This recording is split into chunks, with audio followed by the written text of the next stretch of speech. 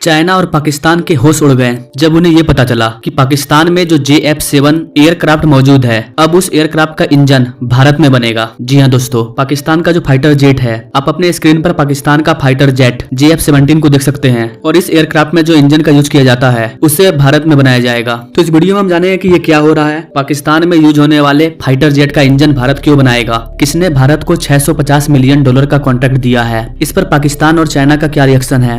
नमस्कार दोस्तों, मैं विकास और आप देख रहे हैं ऑल इंडिया अफेयर्स।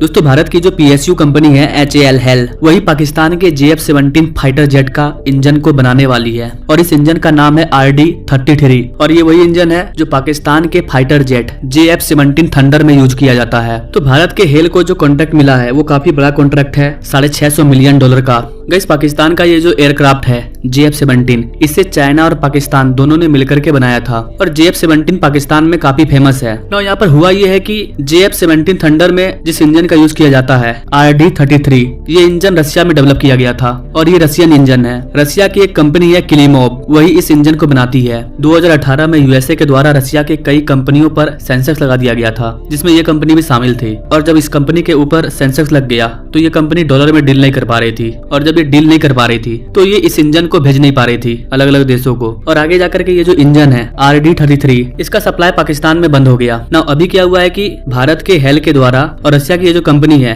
इनके बीच में एक बड़ा कॉन्ट्रैक्ट को साइन किया गया $650 मिलियन का और इस एग्रीमेंट के तहत RD-33 इंजन को भारत में बनाया जाएगा। लेकिन गाइस, यहाँ पर आपको क्लियर करना चाहेंगे कि हम लोग ये इंजन बना करके पाकिस्तान को नहीं देने वाले हैं।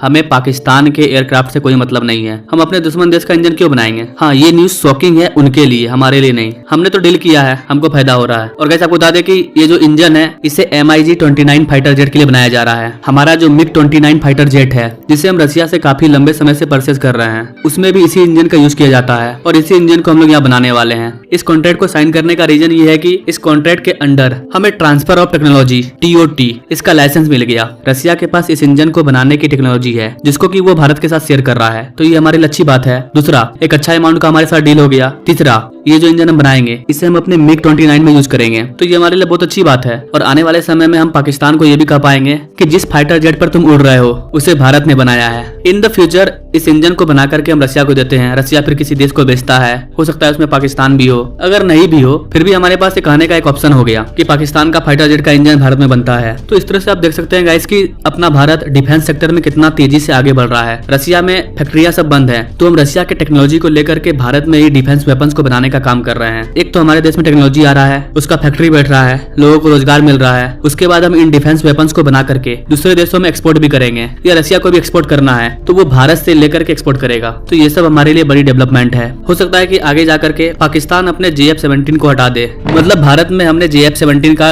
इंजन बना करके पाकिस्तान के JF-17 का एनकाउंटर कर दिया। पाकिस्तान को बहुत बड़ा झटका लगा है कि जिस टेक्नोलॉजी की मदद से हम भारत को टक्कर देना चाहते थे, भारत का काउंटर करना चाहते थे, भारत के फाइटर जेट से लड़ने के लिए हमने जिस टेक्नोलॉजी को लाया, जिस फाइटर जेट को बनाया, उसका टेक्नोलॉजी भी अब भारत में बन रहा है। तो इस चीज से चाइना और पाकिस्तान को बड़ा झटका लगा है। आई होप कि गाइस आप इन सारी चीजों को समझ पाए होंगे कि कैसे भारत एक एक करके चाइना के हर क्षेत्र पर वार कर रहा है। वैसे गाइस, आप इस डेवलपमेंट के बारे में क्या कहना चाहेंगे? क्या आने वाले समय में ये डेवलपमेंट हमारे लिए फायदेमंद होगा? आप क्या सोचते हैं गाइस इस चीज के बारे में कमेंट करें और ऐसे ही लेटेस्ट अपडेट के बारे में जानने के लिए हमारे चैनल से जो जुड़े। Now thank you for watching. मिलते हैं अगले वीडियो में एक नई जानकारी के साथ, तब तक के लिए जय हिंद।